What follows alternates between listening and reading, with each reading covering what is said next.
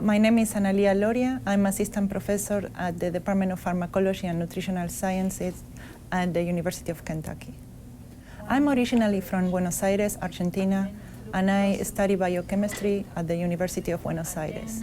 Then I joined the Department of Physiology as an instructor. My plan was to work in a hospital as an analyst of human samples, but then science took me to other destinations and spent some time in Europe in a research lab, and I ended up coming to the States to perform a postdoctoral training. I was applying for an independent grant, and few years later I had my own grant that led me to start to interview for assistant professor.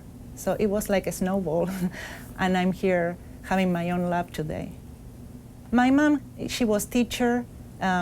She attempted to study biochemistry, but then she was raising 3 kids. My father is a butcher. He has a butcher shop.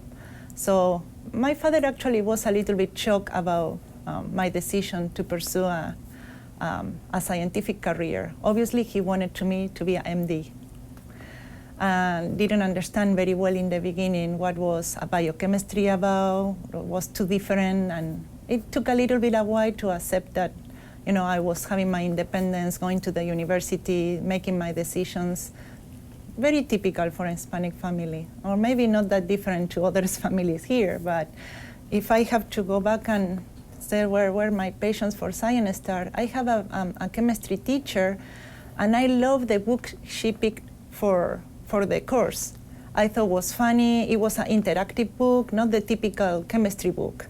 It was telling you stories, and also she encouraged us to participate in kind of chemistry Olympics. I didn't expect that I will have fun studying something that most of people will say, oh, I don't want to deal with chemistry. If I go back and see my background and how I was trained, I'm still using the same basic tools that I developed very early in my career. Depending on your sex, on your gender, you already have a number of susceptibilities, and all those susceptibilities can be enhanced by this sort of experience, negative experience, or physical abuse, sexual abuse, but low social economical status, parental loss, very traumatic experience, even natural disaster. So it's very wide, very broad, and involves several years of life. Probably the first 5 to 10 years are the most crucial. So the bottom line is you have a first hit or first experience that have a negative impact in many of your hormonal systems and other systems that control your blood pressure, control your metabolism. And then later on in life, when you are challenged with another environmental stressors, which can be the diet, can be a stressful situation, can be the environmental stress. Those experiences have an impact in your system, and your system overreact. So we already start with different expression of proteins in a male compared to a female.